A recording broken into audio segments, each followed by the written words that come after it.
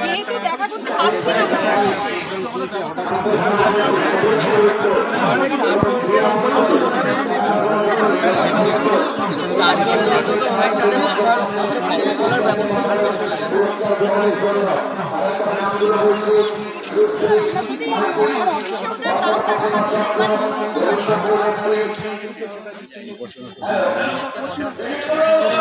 শান্তিপূর্ণ কোনো মাঠের ধারে বসতে দিন, আমরা সেখানে শান্তিপূর্ণ অবস্থান করি।